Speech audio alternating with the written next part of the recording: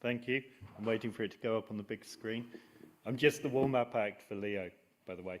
But you know, we'll try and get this over with quite quickly. I can answer the last question, by the way, on rolling review of requirements, and that GCOS is responsible for designating the rolling review of requirements for climate monitoring. So that's your answer. So I'm going to talk briefly on the GCOS implementation plan. I prepared this with the Secretariat. I'm the Deputy Chair of the Global Climate Observing System, Chair of the Atmospheric Observations Panel for Climate. Because many of you will not know what GCOS is, so we are a co-sponsored programme of WMO, IOC, UNESCO, UNEP and ISC. We have a steering committee with the chair, Thelma Krug, and we have then 3 standing panels underneath that roughly divide it into atmosphere, ocean and terrestrial. And that's how we roll, and we've rolled since 1992.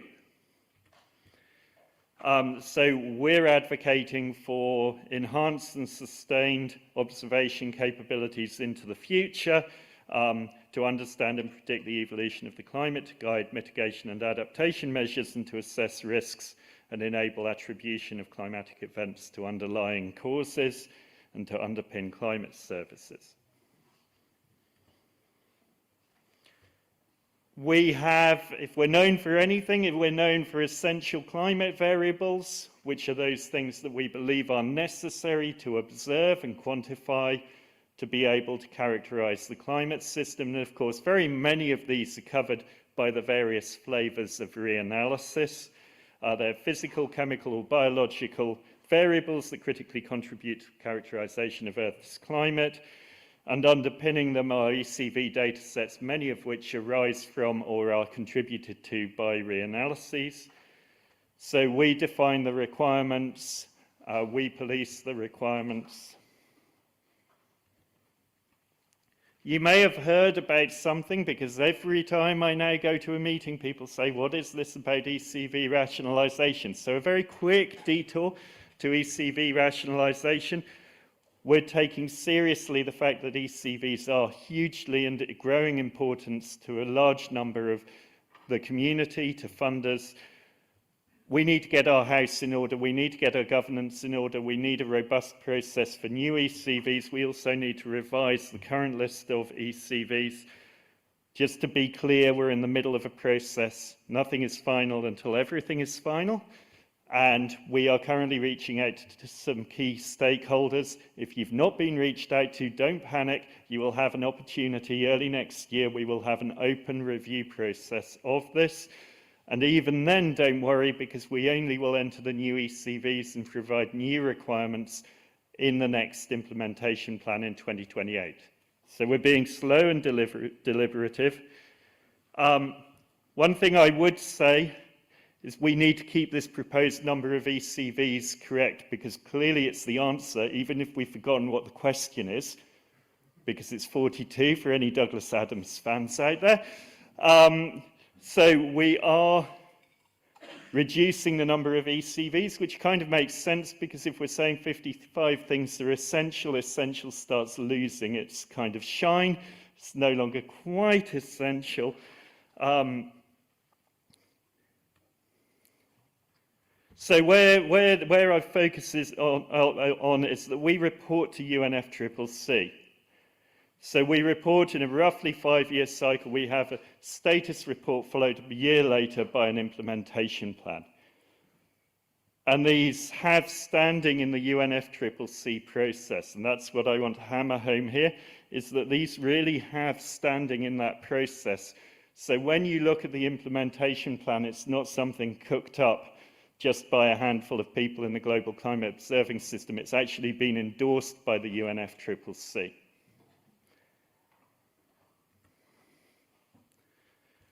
The last and current implementation plan was in 2022. It has actions for addressing gaps and improvements for a fit-for-purpose global climate observing system.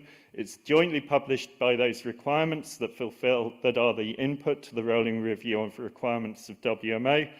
And the implementation plan was adopted by UNFCCC, and parties, countries, were urged to fulfill the actions. So this again is a slow deliberative process that we have worked through with a status report, with looking at implications from IPCC reports, from looking at scientific studies that we performed on climate cycles of climate, water and energy, consultation, public review, drafting, and we end up with 5 or 6 different sector or groupings of actions. The first is ensuring sustainability, do no harm. Fundamentally, if we go and invest in shiny new baubles and forget about all the baubles that are already on the tree, then the observing system kind of falls apart. So first, do no harm. Second, fill the data gaps. Third, improve the data quality, availability and utility, including reprocessing of observations. That's where reanalysis comes in. Manage the data better. Engage with countries and address emerging needs. You'll be glad to hear as a community you own an action. It's action C4. This should not be anything that is particularly evolutionary to you, revolutionary to you. This is basically us providing a hook that you can use to go to your funders and say, you said you would do this. You signed on to this in the UNFCCC process. So it talks about increasing resolution, improving handling of systematic observational and model biases, providing improved estimates for uncertainty, improving quality control in data sparse areas. All the things we've been discussing for 2 days and will discuss for much of the next 2.5 days. But this codifies it and puts it in something that has standing in the UNFCCC process.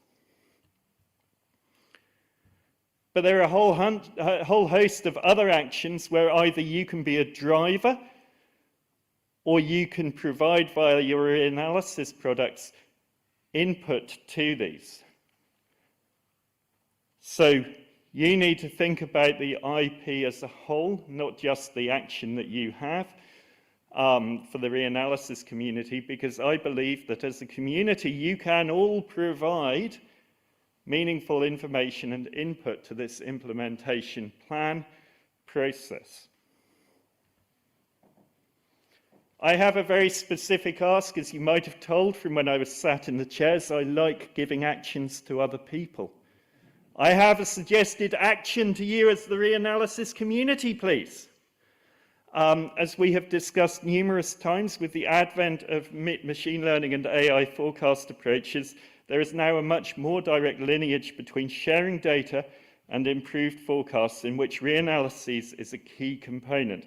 So it goes improved observational basis, as Paul gave in his keynote, to better reanalysis products, to better machine learning and AI products that are trained on the reanalyses, to better early warning for all forecast products, also for better global goal on adaptation, and a whole host of other things. Okay, 10 years ago, you would have had a very hard time arguing with the head of a Met service that it was relevant to share their historical data. It was seen as university professors like myself with tweed jackets, with patches on the elbows, who were benefiting from that. Now we have a very direct, in my view, argument of a value chain from sharing your historical observations to improving your bread and butter as the National Met Service of your forecasts. We could make that argument as GCOS, but we firmly believe it would be stronger coming from the Reanalysis community, coming from this conference as an outcome, collectively making the case to national Met services to share their historical holdings with recognised global repositories in the context of the new WMO unified policy. We can help you, we can funnel the letter through WMO, equally WCRP could do so if they preferred. But we think there's a real window of opportunity here to really make the case for improved holdings that will improve future reanalyses. Okay, the Era 6 train is leaving the station, but there are other reanalyses coming, and there will be future generations. Let's make the best of this. So please use the implementation plan and report back to GCOS.